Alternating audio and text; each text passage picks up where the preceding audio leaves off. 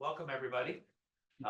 It gives me enormous pleasure to introduce Xu Chenggang, not just because I've known him for a long time, but because he's a really special thinker, scholar, economist, and maybe even philosopher, if it's not embarrassing to you. Xu Chenggang was one of the very early students come out of China, graduated from Harvard with an econ PhD in 1991. Okay? So he's been thinking about issues for a long time. He was a professor at LSE for quite a while, and then he was a professor at Hong Kong University for quite a while. He's now and a few other places. He's now at Stanford at Sky, this relatively new what should we call it, think tank, research establishment that's really done some wonderful things at Stanford. And one of the wonderful things they've done is provided a home for Xu Chenggang. I would say, to me, the most striking thing about Chenggang is, he was trained in comparative economic systems. He was trained in incentive theory, but he has then spent decades probing into the deepest and most fundamental issues related to institutions and incentives. And we're just delighted that this process of thinking over decades has now resulted in this incredible book. I haven't had a chance to read the whole thing yet. It doesn't exist yet in English, right? But it will next month. And I already have my order in with Amazon. I think you should do the same thing. And it's called Institutional Genes. So, Chenggang, thank you. Thank you so much.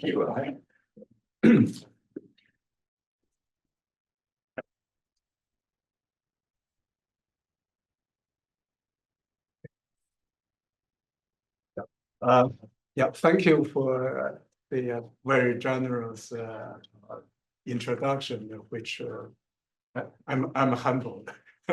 And also, thank you so much for having me here to share my thoughts about this book. So,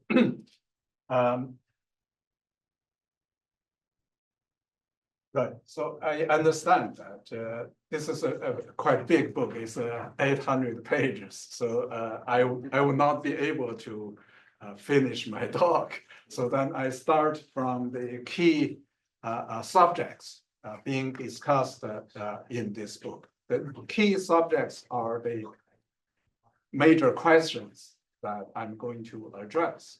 The first question is about totalitarianism. So here, I'm not exactly citing, but it's a sort of a citing from Mises, what he said in 1946 about totalitarianism. And what he said is actually what he was writing for von Hayek. Von Hayek at that time had a project about totalitarianism. And Mises said, so after several decades of efforts trying to contain totalitarianism, but all of our efforts are failed. So here, I like to emphasize the timing. The timing was 1946, means the Nazis, the fascists, the Japanese militarism, they were all gone. The only totalitarianism left on earth was communism. So what he meant was communism. And so here, today is continuing and is expanding. And the question is why? So, and also if we look at the history, we found that totalitarianism from creating the institution up to controlling 1/3 of the world population took them only half century, less than half century. For the similar things if we are talking about Christianity or talking about Muslim, it took them 1,000 years. So that here, there's a huge question, why totalitarianism was so powerful and why it's still expanding. And when von Mises said all the efforts are failed, why at that time failed and today is still failing? So this is a major question that I'm going to address. Actually, I'm addressing this question in the book. So in the book, I have one chapter about the origins of totalitarianism as an ideology, and two chapters about Russia and the Soviet Union. The reason spending two chapters about Russia and the Soviet Union is because that is the first totalitarian regime being created on Earth. So we have to understand why in Russia, why not in other places. And then the second major issue I'm going to address is about understanding path dependence theory. So my way of explaining totalitarianism, explaining the emergence of totalitarianism as an institution, as an ideology, as an institution, actually is very much related to path dependence theory. But in my view, path dependence theory is more like a black box. Black box means that we label that as a path, and then we have a result. So we want to further understand why institutional changes are path dependent. So for that reason, here I coined a concept. I call that as institutional genes. And basically, the so-called institutional genes, these are the basic institutional elements. So for example, these are the structures of powers, structures of property rights, and related social consensus. So some people may call that a social norm, so on and so forth. And so if we look at the history, if we look at the institutional changes over time, then we find that nominally, even when the regime is changed, but many of those basic elements of the institutions are still there. So they keep there. And so we call those as institutional genes. And indeed, we can also, using this concept or methodology, to understand why certain nations evolved into democracy, and certain nations they are keeping their autocratic institutions, and why some nations run into totalitarianism. So here we look at the prerequisites of prerequisite institutional genes for creating and sustaining totalitarianism. And then the major part of the book is about China. Try to understand why did China choose totalitarianism. And so here the key message is that totalitarianism is foreign. Totalitarianism is not Chinese tradition. So that's the key message. It's a foreign. But why this foreign institution becomes a Chinese institution? So what happened? And why totalitarianism is more persistent in China than in Russia, right? So the first nation, the totalitarian institution emerged first in Russia, but now we can see that it's much more persistent in China. So we want to understand why. Let me start from describing contemporary Chinese institution. I call that as a regionally administered totalitarianism. Or put it in another way, we can also call that as a totalitarianism with Chinese characteristics. And so here, I guess I should start from this basic issue because in political science and in economics, in general, in media, people always regard China as an authoritarian regime. But why here I emphasize again and again, call that as a totalitarianism. So what is the reason?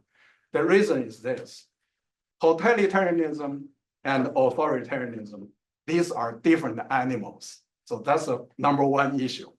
Not only they are different animals, but also historically, authoritarian regime could be transformed into constitutional democracy peacefully. And there are many examples. Taiwan, South Korea, many, many examples. But if we look at the totalitarianism, then there's no way for totalitarian regime to peacefully transform into democracy. So, or put in another way, the totalitarian regime must collapse. After collapsing, then there may have chances, depends on what I call the institutional genes. So these two reasons, for these two reasons, I emphasize that the Chinese regime is a totalitarian regime, which is qualitatively different from an authoritarian regime. So, but then what is the definition? So if you emphasize that is a totalitarianism, so what is the definition? First of all, before talking about academic definition, let's just quote what the Chinese Communists has said. So what is in their constitution? So in the Chinese constitution, I mean the party's constitution, they said 党政军民学东南西北中党是领导一切的. They said the party leads everything, leads every aspect. The party, when they use the term leads, actually what they mean is control. The party controls everything. So when you have a party controls everything in society, what is that? That is exactly the academic definition for totalitarianism. So when we talk about authoritarianism, an authoritarian party will not be able to control everything, right? So for example, before 1988 in Taiwan, Kuomintang was an authoritarian party. It was quite brutal. However, Kuomintang did not control everything, right? So that differentiates an totalitarian regime from an authoritarian regime. So then here, when I use the term totalitarianism, the academic definition I'm using is the Frederick Brzezinski 1956. So here, let me just very quickly go over this list. So the party controls everything. And first, let me also emphasize that a totalitarian party is not a political party. So this is the number one issue. It's not a usual party. So when we say when we talk about the political party, what is a political party? By Max Weber's definition, political party has two major features. The number one feature is that all the party members are voluntary, and it's free for enter and exit. And number two is that it's a competition, right? So the existence of a political party is for competition, and the party is within existing organizations. So that's Max Weber's definition. But if we look at the totalitarian party, any totalitarian party would violate all of this too. So first of all, the membership is not voluntary, and there's no freedom for entry and exit. Number two, more importantly, is not that competition is not allowed for, and the party is not within the organization. Party is above any organization. Party controls all organizations. in society. So that already tells us what is the nature of a totalitarian party. And then, so in the list, the party controls ideology. The party controls armed forces. The party controls police, legislation, judiciary. Party controls the media. Party controls all organizations. Party controls all businesses. And today we have to add one more, which is data. So the party controls all the data in society. So that is totalitarianism. And so in the book, I argue that this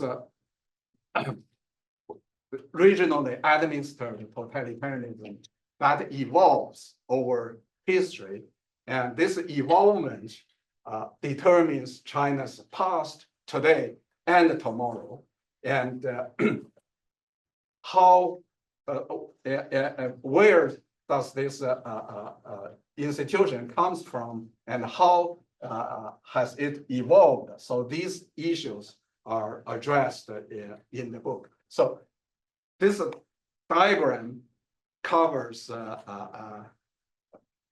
most of the chapters in the book. So essentially, everything about China is covered in this diagram. So I started from talking about the Chinese institutional genes in the Chinese Empire. So the emergence of the Chinese Empire.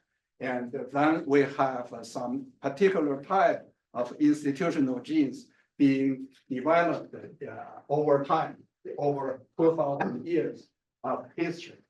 And then around the turns of the 19th and the 20th century, there were two exogenous shocks affected China. The first exogenous shock was actually came from the Great Britain and Japan. That was a constitutional democracy.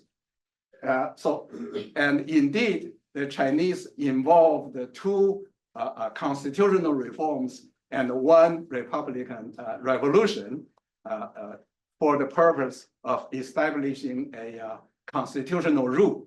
But all of this failed. So around that time, another exogenous shock came from Russia, Soviet Russia. So that is a totalitarianism. And when that exogenous shock came to China, constitutionalism was already popular among the Chinese intellectuals. And the progressive Chinese intellectuals were all believed constitutionalism. So, but when this one came, there were very few Chinese, they never ever heard of Marxism and the Bolshevik and the Communist Party. But here, the key point is that it grew very, very quick. So starting from 1920 up to 1931, they have already established their regime. The regime is called the Chinese Soviet Republic. And the Chinese Soviet Republic with the capital in Ruijin in 1931. And the People's Republic of China is simply just an extension of that regime established in 1931.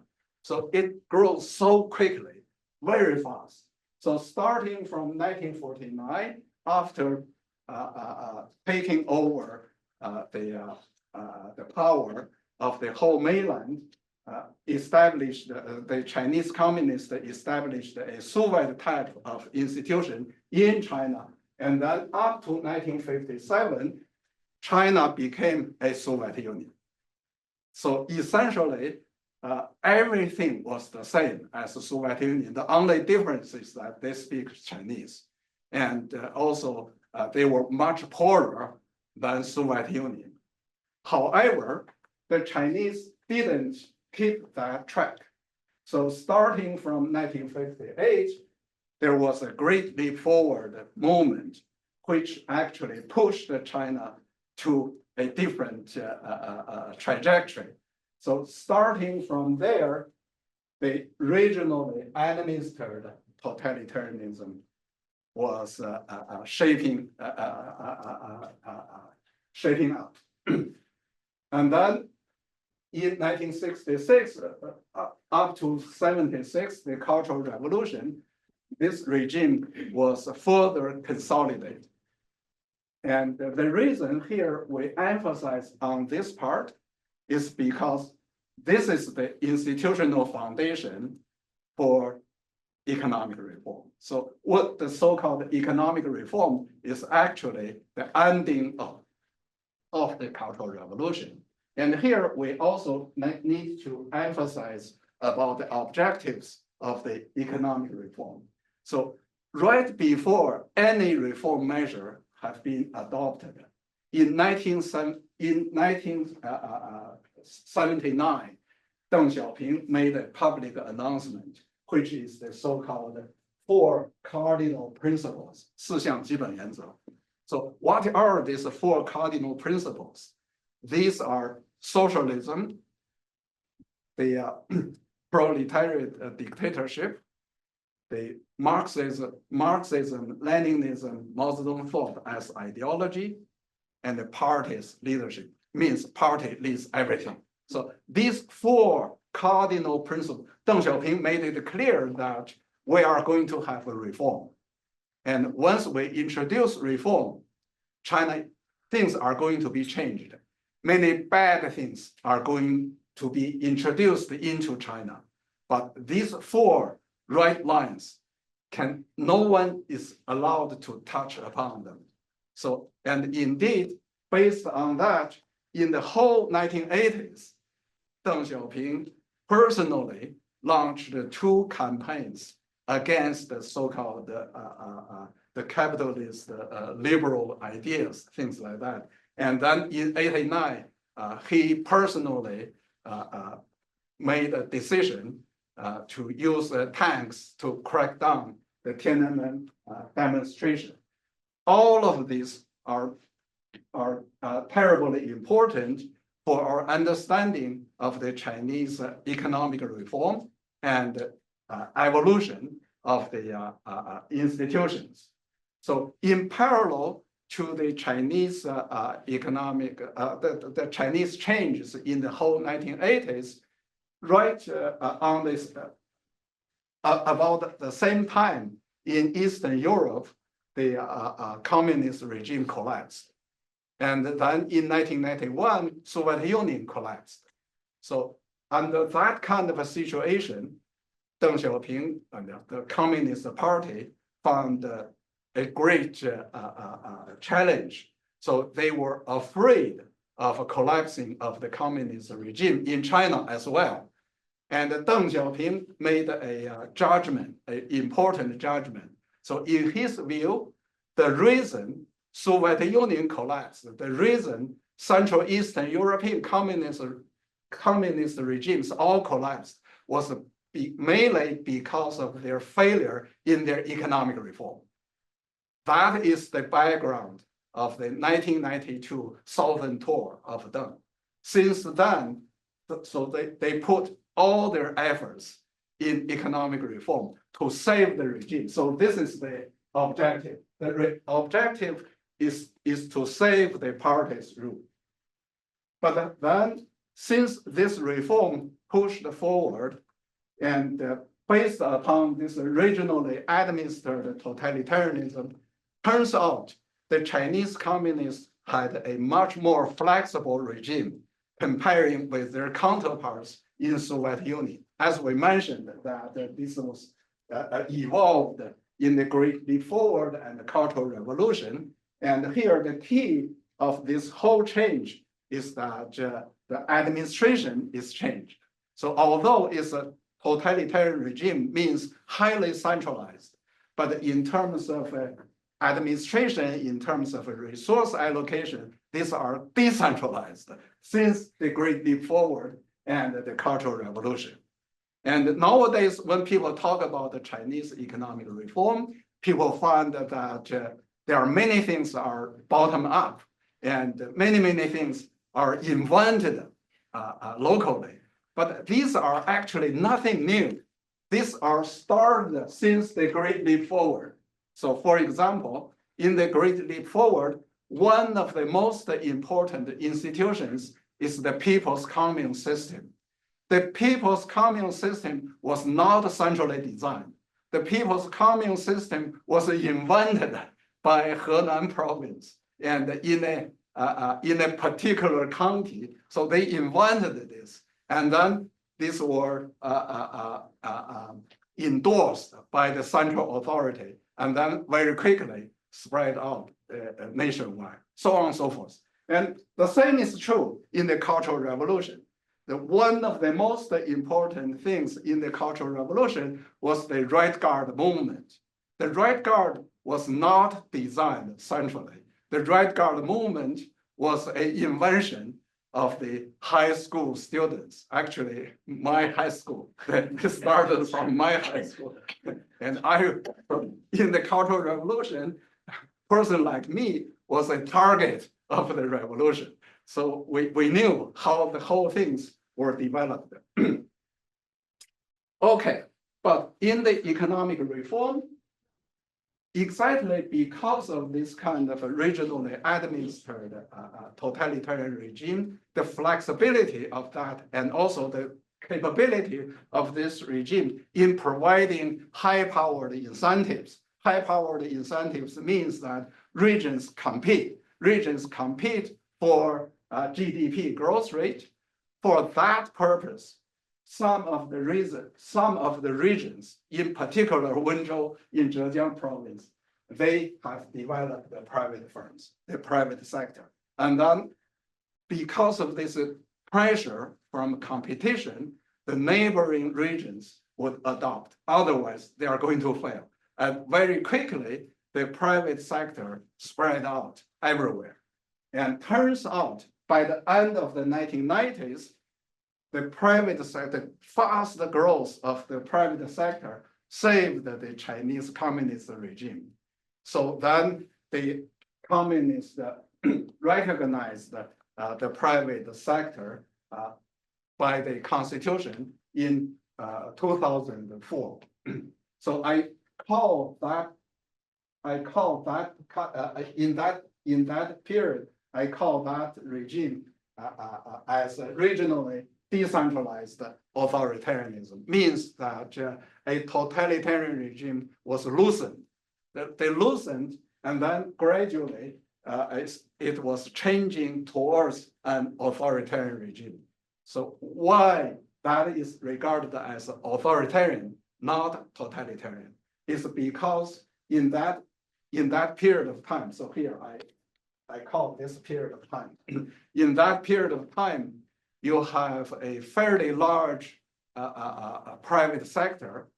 And in that private sector, most of the private firms don't have a party branch, which means that the Communist Party, at the first time since 1950, there is a very large part of an institution, large part of the areas where you don't have party branch. And indeed, the Chinese Communist Party was very worried about this. So they had tried many different ways, tried to regain their control. But eventually, after 2012, they made a huge decision to restore the totalitarian rule. That's why we see this reversal. So basically, this is a very, very quick, very rough summary of my what I have discussed in many chapters. Now let's look at the institutional genes of a communist party. The first communist party was the Bolshevik in Russia. So here, the central part is the Tsarist imperial institution. And actually, this part of the institutional genes are the ways that a communist regime is going to control the state. So the way of controlling state in the case of Russia was pretty much inherited from the Tsarist imperial institution. But on the other hand, the Communist Party is very good in propaganda and is very capable in creating the personality cult. And all of this, and also they penetrate society. All of this were learned from the Russian Orthodox, including the Orthodox Church. Their way of doing propaganda, their way of penetrating society, their way of creating personality cult, so on and so forth. So therefore, that is an essential part of totalitarianism. So without propaganda, you don't have a totalitarianism. And then talking about the party, as at the beginning, I said that the Communist Party is not a political party. So that what is a Communist Party? The Communist Party, starting from the Bolshevik, actually all of these principles of the Communist Party coming from these secretive political institutions existing in Russia at that time. And they themselves call themselves as a terrorist organizations. So this is a label they themselves gave them. And this is pretty much a secret society where they have rigorous rules and they have very tough disciplines, and they are fairly sophisticated. And the so-called Leninist party rule, most of those, almost all of those, were coming from here. So this is not from Marx. Karl Marx didn't know how to operate. So the way of operating were inherited from the Russian existing secretive political institutions. So these are the three essential institutional genes for creating a totalitarian party. And then when we try to understand why the Chinese can develop that very quickly, then just comparing these institutional genes with the Chinese, then we find among the three, China had two. So China, the Chinese imperial institution has a much longer history than the Russian counterpart and more rigorous, and is a top-down, and it's much more sophisticated than the Tsarist institution. And also, China has a long history of a secret society.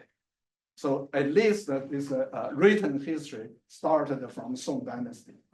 So this very long history means that indeed, with these two institutional genes, as long as you have something compensate for that, then the Chinese can go. And indeed, the Comintern, the Communist International, which is the missionary agency of the communist regime, played that role. So the Comintern came to China, that's the missionary. So they created this kind of, the whole set of this, brought this to China. So that's the institutional genes for a totalitarian party. And then let's look at today's institutional genes of China. So here, the central part is the party-state bureaucracy. And this party-state bureaucracy actually covers everything. So everything means including courts, right? So the whole court system is a part of the party system. Right? So, and all the localities are part of this party system. All the militaries, these are part of the party system. And the legislatures, all the legislatures, these are part of the party-state bureaucracy. So that's the central part. And this part is the economic foundation. The economic foundation here, if we look at today's China, we have 100% state land ownership.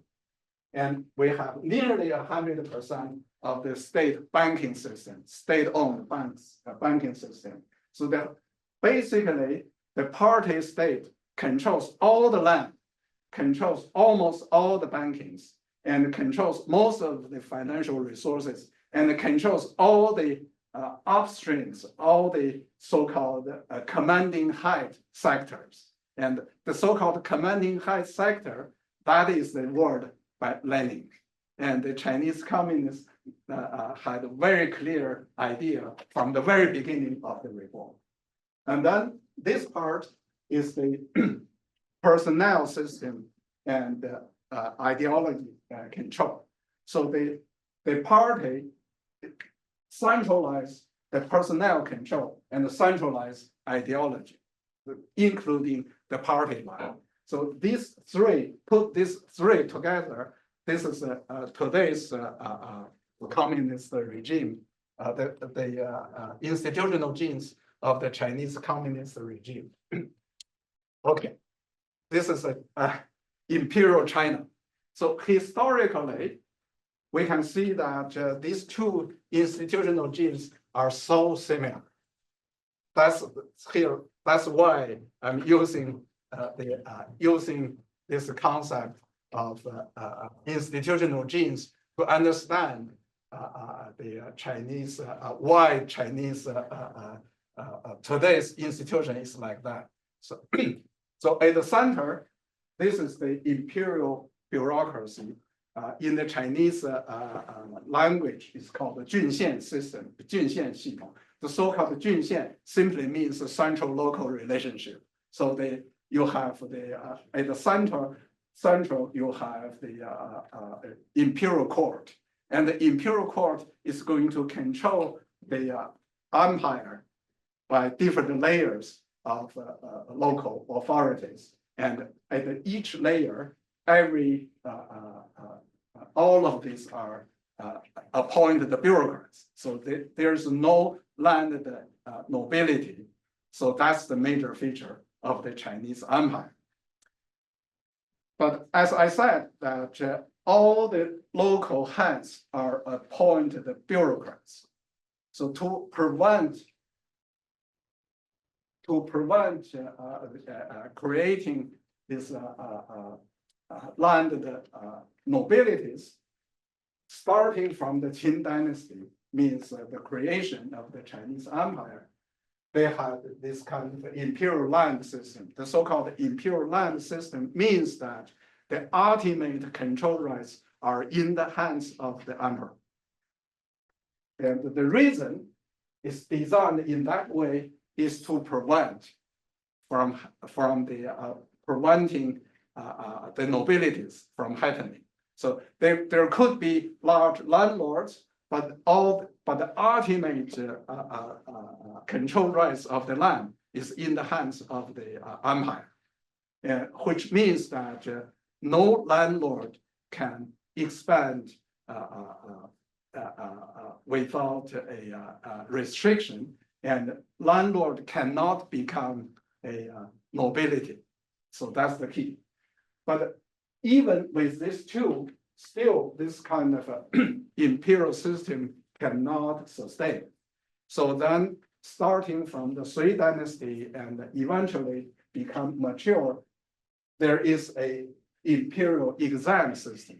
And the imperial exam system is essentially about the personnel control.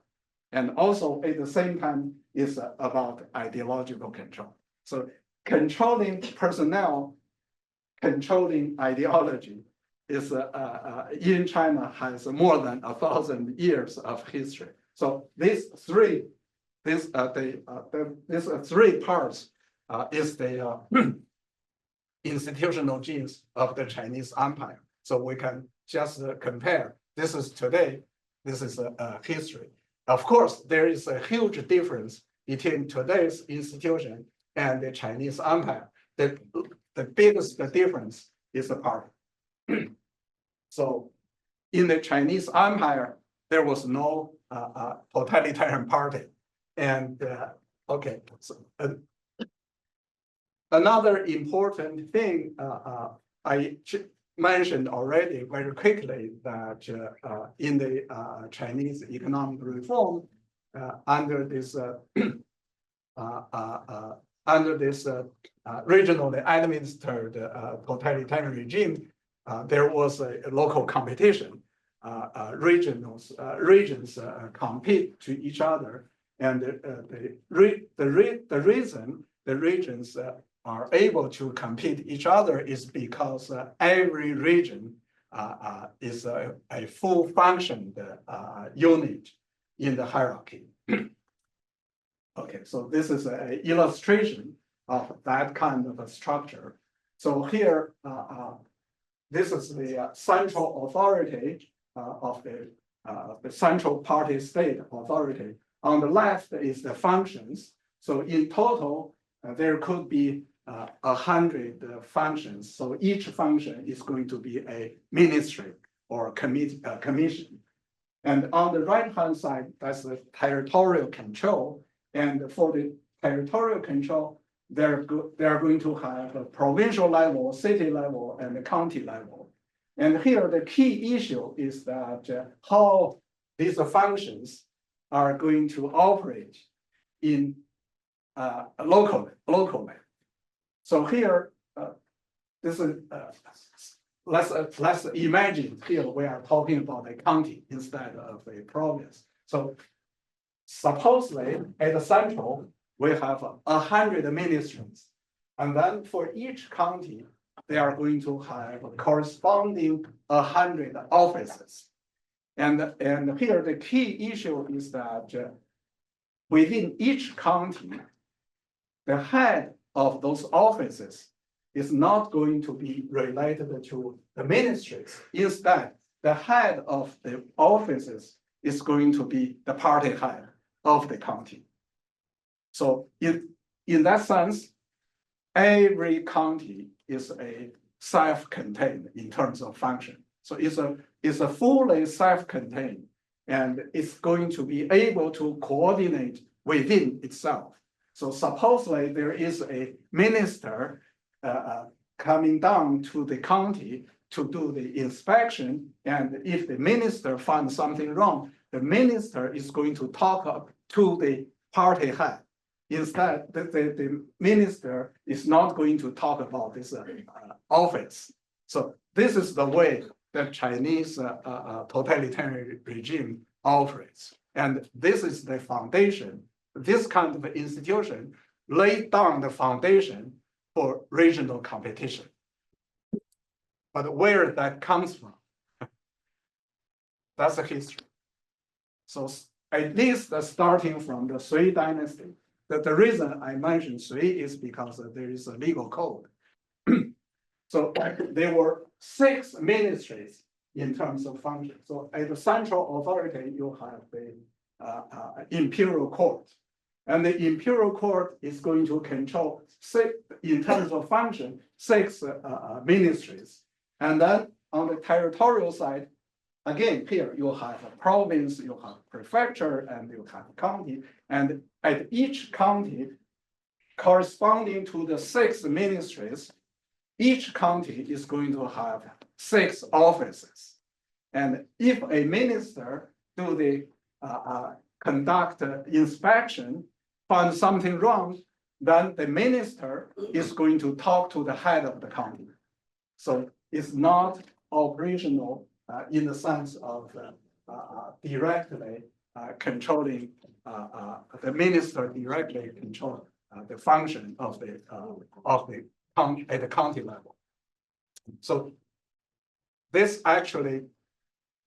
is a very important part of the story, and that differentiates the Chinese way of reform from the Soviet Union's way of reform. And the reason the Chinese, during the starting from the Great Leap Forward, changed the institution from the Soviet type of institution into the Chinese type is actually, we found that this is the historical heritage. I guess I don't have much time. Yeah, so take 2 or 3 minutes to wrap up. Okay. Right, okay, so I skipped this. Right.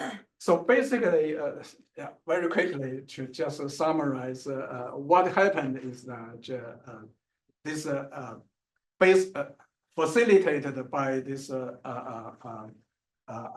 regionally administered totalitarian institution, that the regional competition becomes the key. So once you have a regional competition, and then the regional governments invented many different ways of to promote economic growth, and the private sector, and associated with the private sector, there was a booming of NGOs, a booming of civil society, and the limited pluralism was spreading, and semi-independent media was spreading. All of this transformed China towards a loosened authoritarian regime. But the Chinese Communist Party deeply worried, so they worried that this is going to erode their power base. So this is their fundamental dilemma. So on the one hand, the private sector saved the economy, saved the regime. But on the other hand, the private sector, exactly for the same reason, the private sector may challenge their power. So retaining power vis-a-vis saving the economy becomes a fundamental dilemma. But here, what the party concerned most is about the so-called peaceful evolution. The so-called peaceful evolution simply means that gradually, peacefully, piece by piece, the foundation of the totalitarian rule is going to be shaken up, and the Chinese, the whole Chinese society is going to be evolved into capitalism, and eventually the party rule is going to be gone. So they worried most. So the bottom line is that the party must insist that the party leads everything. And so they try to strengthen the party's control. So that's what happened since 2013. This is the last page. So here I want to argue that so comparing China with their counterparts in Soviet Union and Central Eastern Europe. So here I try to argue that the fate of a totalitarian regime depends very much on their institutional genes. So Deng Xiaoping was only partly correct. So he was not completely correct when he says that the reason Soviet Union collapsed, the reason Central Eastern Europe communist regimes collapsed was because of the failure of economic reform. That's partly correct. So their failure in those regimes, basically, because of the economic reform failure, the elites in those communist regimes, they reached a consensus among the elites. The consensus is that socialism is not reformable. That's a very important consensus. And they mentally were ready to do something quite radical. So that's a very important part, but that's only one part. Another important part is the perestroika proposed by Gorbachev. And actually, Gorbachev was not alone. The so-called perestroika actually has a root. The root, at least we can trace back to the Prague Spring in 1968. So in the Prague Spring in 1968, the Communist Party of the Czechoslovakia had a slogan. The slogan is a socialism with human face. So where that comes from? That actually comes from humanitarianism. And this humanitarianism actually not only in Czechoslovakia, not only in Central Eastern Europe, it's also in Soviet Union. Since the death of Stalin, Khrushchev started this reform, started this de-Stalinization. The so-called de-Stalinization, an essential part of this de-Stalinization was humanitarianism. But so the Chinese communists did opposite.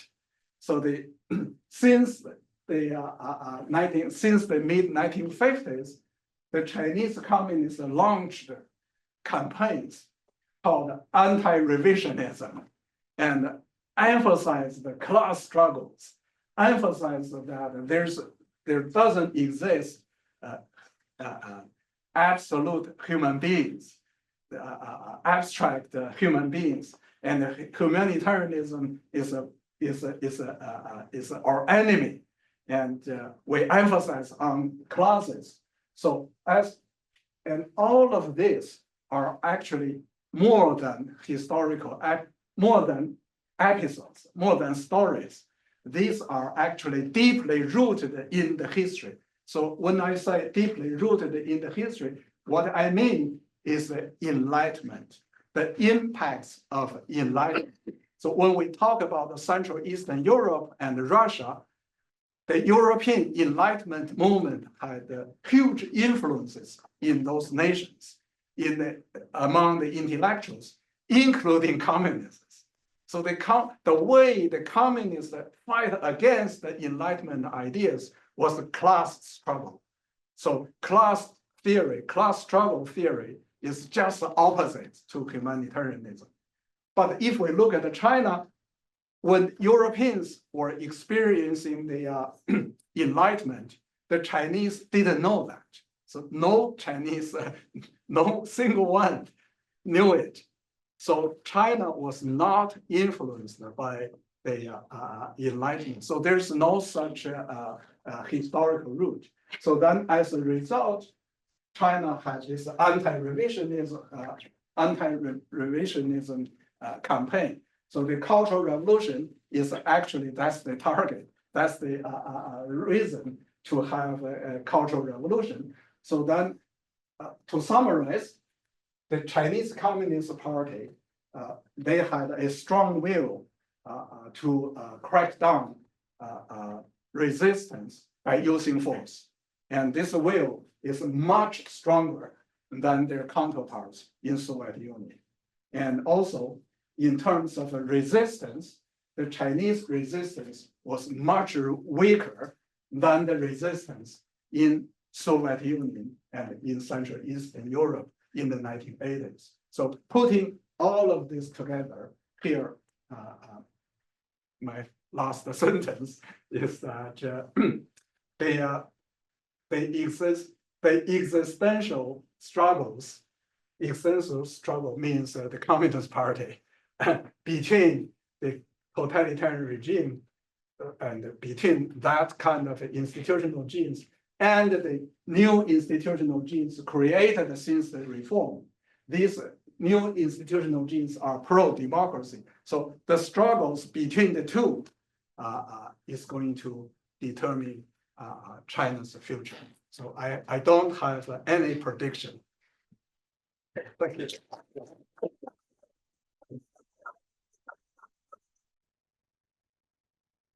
So I'm going to ask you a few questions. We're going to have a maybe 10 minutes of discussion between the two of us, and then we'll throw it open to everybody. And so let me start where you finished. First, just on the simplest terms, do you have a prediction about the relative strength of these two institutional deals? I don't have a prediction, but here still I like to elaborate a little bit. So if we compare today's China with Soviet Union in 1989, then we can see some parts China in terms of, so suppose communists all of a sudden, due to whatever reason, collapse, the Chinese on some aspects are in a better situation than the counterparts in Soviet Union. That is the private sector and the civil society associated with the private sector. And here, when we talk about no matter measured by wealth or by population, it's quite large. So China, certain part of China was already sort of organized. So that's a better part. And the worst part is what I just mentioned. China doesn't have this influence of the Enlightenment. That actually very. Yeah. So let's push that into, I mean, there's so much fascinating material here.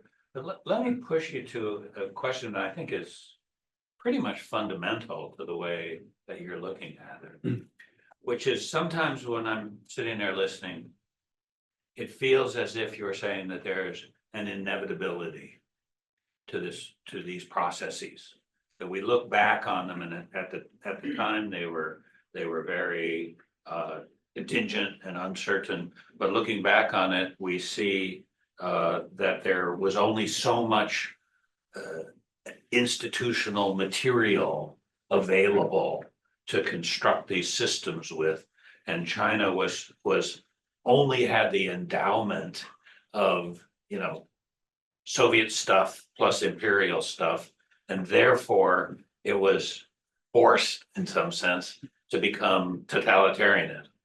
And in that sense, it almost seems like a supply and demand thing, but that's the supply side. The genes are the supply side, and I guess the demand side is rulers who want to rule a country. But is that right? And is that an adequate way to think about it?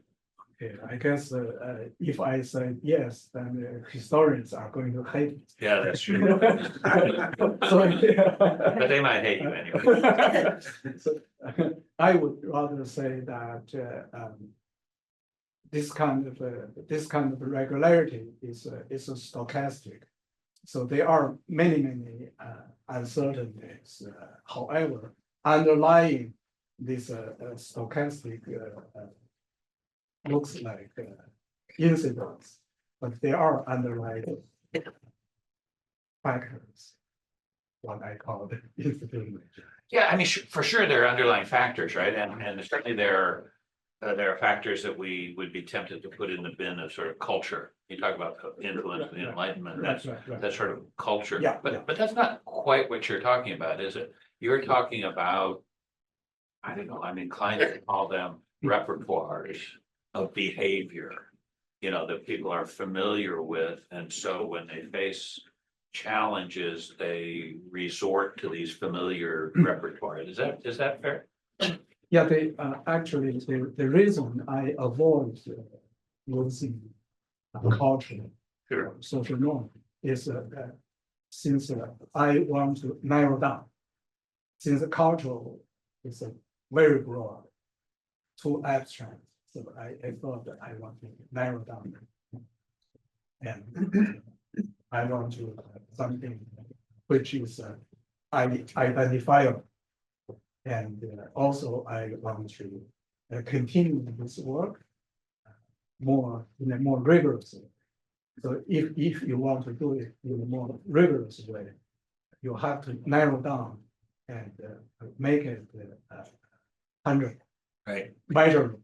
So you've done that very effectively in terms of for specific institutions.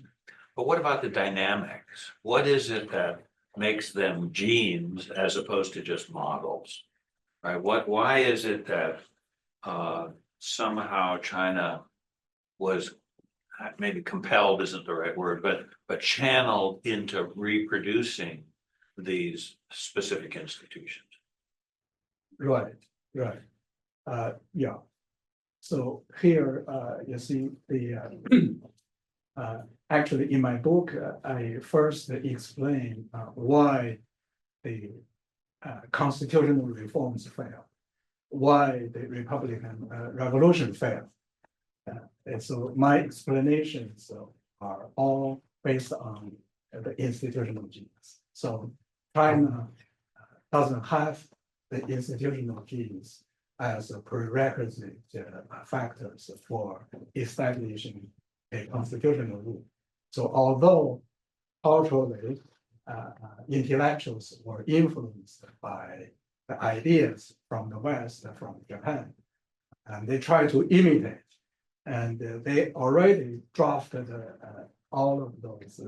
So you have the laws on the paper, but they don't behave in that way. They are not able to implement, and the way of setting up constitution was not through bargaining, negotiation, not about compromises among interest groups. Instead, these were used as an instrument for power. So, Do you think, I mean, if Chiang Kai-shek right, had wiped out the Communist Party in 1930 to 32, which came really close, right? They were almost destroyed. Then do you think your theory what would your theory predict? okay, right. So then I would predict that China would be a authoritarian regime. Not totalitarian. Not a totalitarian. It will be, but it's not going to be like Taiwan. It's quite different. I have a part explaining Taiwan. So the changes in Taiwan is also historical. So it's more than just final years. Right. So there have been accumulation of the institutional genes in Taiwan, accumulated for quite long, and then eventually, up to that point, then the political leaders could take action, and the sort of actions or partly their understanding, partly due to the bottom-up pressures. The bottom-up pressure is always essential. I'm gonna turn to Victor to start. I know he has a tough question. Yeah, I'll try to make it tough. No, I just want to understand, because one of the, so first of all, I completely agree with you that without the genes, the restoration of totalitarianism today would have been impossible in China. But you still can't jump over the fact that there was this long period of authoritarianism, which I would argue actually started probably in the early 1980s or late 70s. Because, 89 was kind of an interruption of the authoritarianism. There was like a couple of years of totalitarianism, but then, everything relaxed again in the 90s all the way until 2012.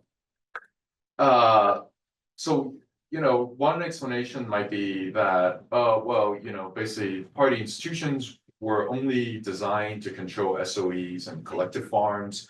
And when reality surpassed those things, just couldn't keep up. But still, there must have been some kind of elite equilibrium which prevented further party institutional building like what Xi Jinping did since 2012. So the question is, why didn't that happen in this long period of authoritarianism? The genes were there, as you said.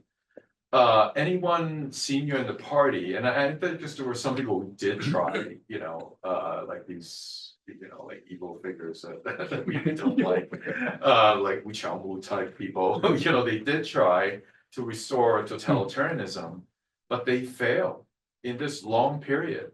Why did they fail? Right, okay. Actually, before 2002, private firm was not recognized. So starting from 2002, they changed the party constitution. 2004, changed the state constitution, recognizing the private firms. So that we should start from there. In reality, at the end of the 1990s, the private sector was already not only growing fast, already at a very large scale.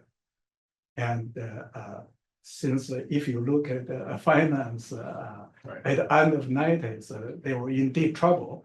The reason they were in deep trouble but survived was exactly because of the very fast growing of the private sector. And the private sector didn't have this issue, and they saved the party. So on the one hand, they celebrate that they survived, but on the other hand, actually they started to worry deeply since the late 1990s. That is actually the background of the three representative theory. So Jiang Zemin wanted to restore the party's control.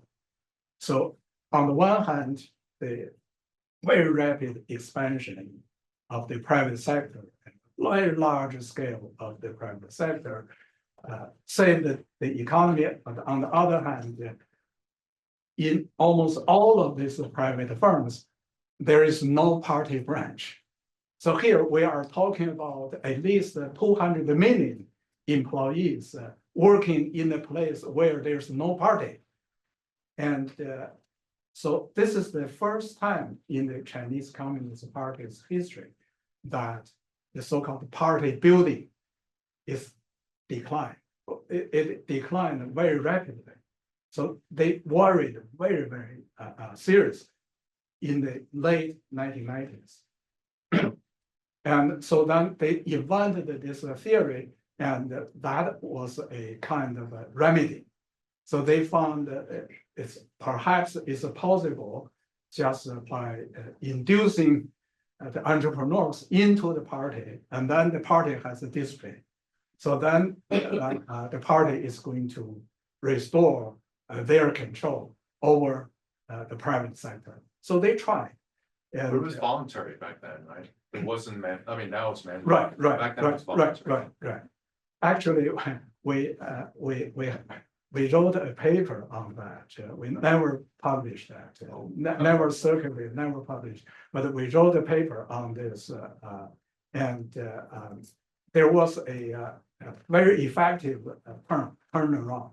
So the turnaround time is around 2002 and 2004.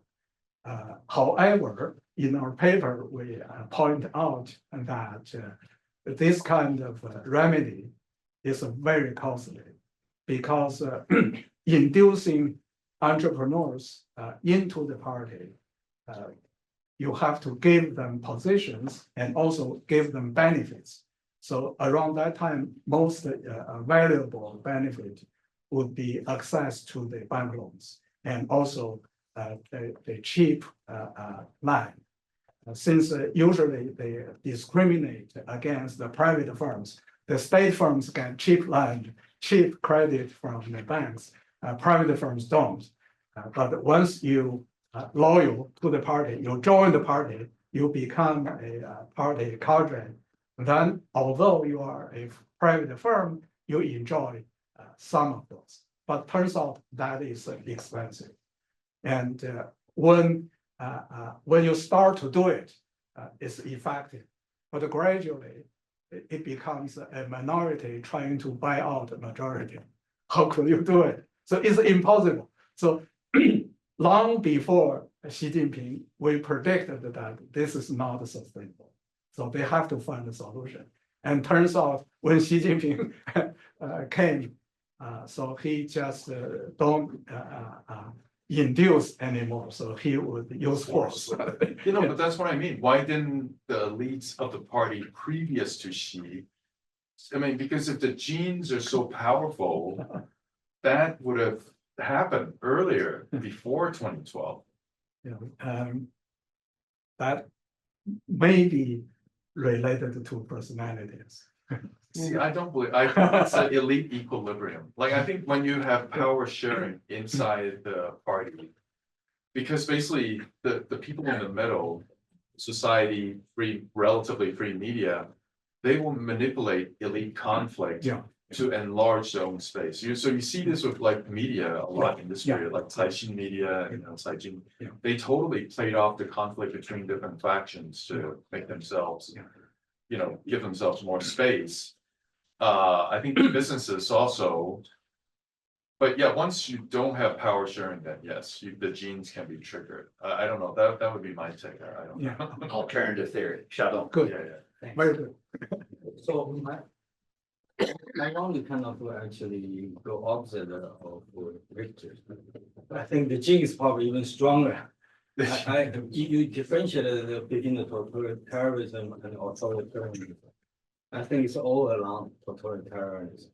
So the early 90s until the early until 2013, I think that's the centralization in economic started in the early 90s, in 94 at least, when they started to do the fiscal reform. And the financial system was also centralized under Jerome G. So they already felt they're starting to losing control. There's too much decentralization. So they were economically centralized, while in terms of allowing the private sector to develop. And I think that's, again, that's what I talked about yesterday, is a trade-off. They want some economic growth for survival. I completely agree with you.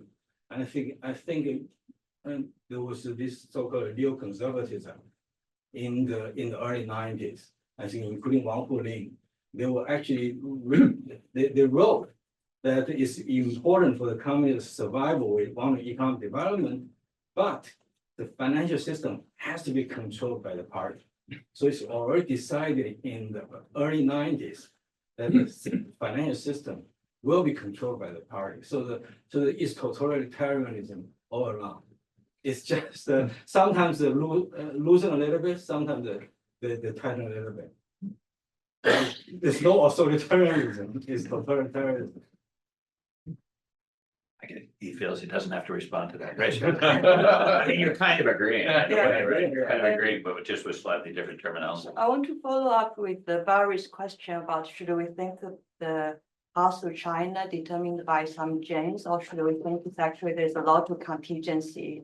Should we, it's like, even I'm not economist, not a historian, I tend to think of a contingency. So think about, I wonder whether you have written in the book that the adoption of communism idea, right, happened in China, as you know, during the New Cultural movement.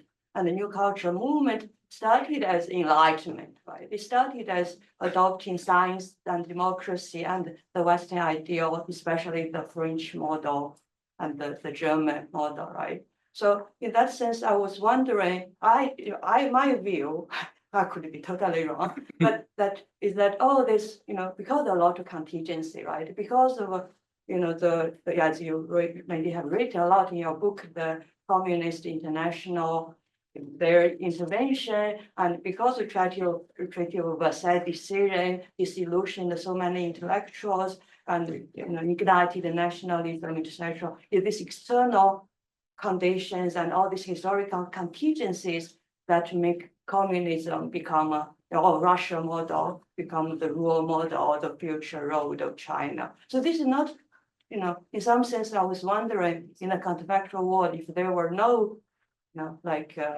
external intervention, if Treaty of Versailles were different, I would even wonder, would China adopt communism? Is that really that there's genes that would inevitably make China adopt this, ideas and that lead to totality? Okay. Yeah. Okay. Yeah. Sorry for. Right. Here, the import from the Soviet Union is essential. And so actually the Comintern was created for the purpose of the world revolution for the whole world. And China was not their major priority. Their priority was in Germany, in Western Europe, and then Central Europe. China was preferred. So they regarded China as a very backward country, according to Marxist theory. a backward country, the chance of having a revolution is very low. So they are only preparing conditions, but without much hope. And but the matter of fact is that the Comintern failed everywhere. So the only major success was China. So that's the issue I'm addressing. This is not coincidental, right? So the Comintern was everywhere. They tried very, very hard particularly in Germany, in Hungary, and in many Western and Central European countries, but they failed everywhere. So the only success was here. And then when you mentioned the 1919 May 4th movement, your version is a kind of a changed version. I mean, changed means deviated from historical facts, because both Kuomintang and the communists rewrite that part of history. So if we look at the reality of the 1919 May 4th movement, that was essentially a nationalistic movement. So although there was a slogan talking about science and democracy, but the essence of the whole movement was nationalism. And that nationalism was actually used by Lenin. So Comintern, before coming to China, the Soviet communists found that the Chinese were in this nationalistic movement. So then they thought they could use that. I don't want to take too much time. Just, okay, I'll ask you later. Okay. Hold on. Yeah, yeah. And I also, maybe we should plug in the 1942 party rectification, right? It's the commentary, but when Mao establishes a quasi-Stalinist. But anyway, we're getting to it. Yeah. Thank you very much, Professor Xu, for the wonderful talk. I'm wondering, so I think a lot of research in political science, economics, we're thinking about China as a specific case that we can learn something that we can generalize to other countries. But I think your talk gets me think probably China is a very different entity. So a lot of the experience that we draw from China, because it has a very special gene that is, determining a lot of things that we don't address. I wonder if the knowledge that we learn from China can actually allow us to compare the things that we learn from China with other countries, or you think the gene actually makes China a very different entity that cannot allow us to generalize the knowledge that we learn from China? Right. So if we look at Vietnam, Vietnam actually imitated China. And the reason Vietnam could imitate China is exactly because they share institutional genes. They are very similar. And the Vietnamese communists used to be part of the Chinese communists. And historically, Vietnam sometimes was part of China, sometimes was a colony, or sometimes so China was their protector. So the institutional genes are very, very similar. But I think her question is about countries other than Vietnam. Okay, Africa. So some Africa countries partially adopted the Chinese rules. So nowadays, China invested hugely in Africa, and some countries resisted the Chinese rule. Some countries adopted the Chinese rule partially. So for those adopted partially, they share institutional genes. That seems like there are these genes lying around and you get to choose which ones you want to use. When you put them together, you create your creature. That doesn't. I'd like to hear a little bit more about how you're thinking about these institutional genes as well. It seems like from Horatio's question that China was particularly susceptible to Russian influence in the Comintern because it possessed two other elements of institutional genes that allowed it to take root. I'm curious how you think these two genes of imperial rule and secret societies are unique. France has a long history of secret political societies, absolutist political rule, and the Catholic Church, which has a messianic root. These things can be found in Germany, which is a long secret society political tradition, which has a long history of absolutist rule. How unique are these elements, and why in China are they determinative and not so in Europe? Okay, good question. Yeah, here, the reason, when I presenting, I was emphasizing how the Chinese Empire was ruled. So I emphasized that it was ruled by bureaucracy. It was ruled by appointed bureaucrats, not nobilities. But the Russians were ruled by boyars who were not a bureaucracy. Okay, in Russia, nominally they had nobilities, but their nobilities were very, very weak. But so once we talk about France, so when we call France as absolutism, but the nobilities are a lot stronger. So just look at so here when in my book I talked about the French Revolution, talked about why when the French tried to imitate the British, try to have this constitutional reform in a peaceful way, but failed. So that was the whole thing was pushed by the existing nobilities and bourgeoisies, but they were not as strong as the British counterparts. However, they were much stronger than the counterparts in Russia. So I had extended discussions about the failure of the constitutional reforms in Russia. So if just look at their nobilities, but in the case of China, there was no nobility, so no comparison. Jonathan. I wanted to ask you talked a lot about the institutional genes of the administration, but not necessarily culture or how the masses would receive that. And this seems to me something that is missing from the story of totalitarianism, because like in Hannah Arendt's work, she talks a lot about how the agents themselves would be able to take actions that are totalitarianism due to culture. And here it's something that is missing. Okay, since I didn't have the time to elaborate, so I had this part of the institutional genes called the imperial exam system.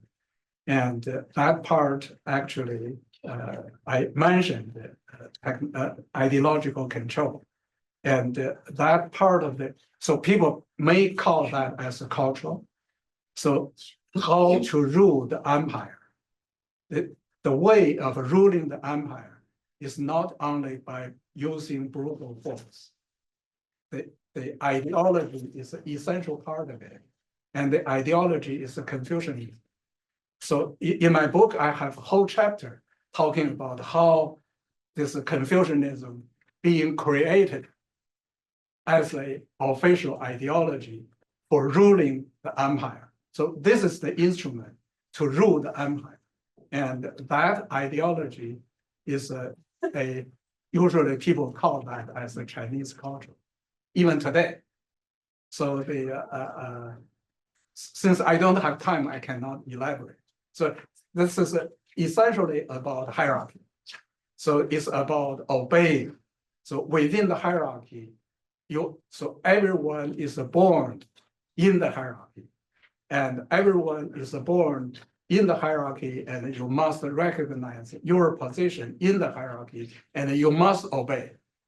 So this is the ideology, and this everyone is brainwashed. Even for high officers, everyone was brainwashed, and your candidacy becoming a bureaucrat depends on your exam, means how well you were brainwashed. So after passing the test, showing that the brainwash worked well, then you become candidate of a bureaucrat. So that's the whole system. So Deng Xiaoping revives it in 1979. We have time for one last question. Can I ask you to cede to the lady in the back? You're very gracious. Please. I'm asking the question as a molecular biologist. So genes normally don't do harm and need to be transcribed and translated into protein to do the harm. So in very rare cases, if you carry a gene, you will develop disease like 100% coordination, like sickle cell anemia. In most cases, if you carry a gene, only increase your chance to develop a disease like cancer, if you carry a cancer gene. But from your talk, I get a sense these institutional genes is more like sickle cell anemia gene is like one fate. Is that what you? No. Okay. First of all, this term is not an analogy, borrowed from biological or life science. So I have a definition here. And I have definition and it means to be identifiable, testable. So this is so essentially this is the basic elements of institutions, and it repeats in history. Repeats means that these are produced and reproduced by historical actors. And the reason these are produced and reproduced is because these so-called institutional genes are part of their interests. So these are incentive compatible. So these are built-in incentives. So for example, nominally, you may change you may have changed the Chinese Empire collapse, and the Republic of China was established. So nominally, regime has changed. However, if you look at most of the Chinese, including the high officers, talking about court, they don't recognize court. So before the collapse of the Qing dynasty, they had already a reform. They had already established the courts, but Chinese, including intellectuals, they don't recognize the courts. So that's what I would call that as institutional genes. So the institutional genes are the basic elements of the institutions and also the social consensus, the consensus related to the reality. So the reason, although courts have been established, but the people don't recognize courts, is because of the social consensus. But when you have that kind of a social consensus, the court system is not going to work. So we're gonna have you back for the second in this lecture. I'm kidding, this is a joke. Specialized with a specialized topic, self-replication of institutional change. How does it actually work? Right? So we have to stop. Obviously, we could keep going on this with Howard. Please join me in thanking.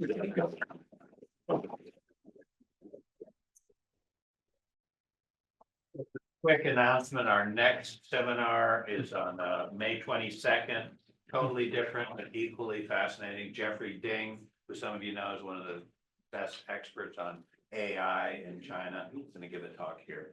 I don't know the time, but May 22nd, a couple of weeks away. Thank you, Jeff. Thank you so much.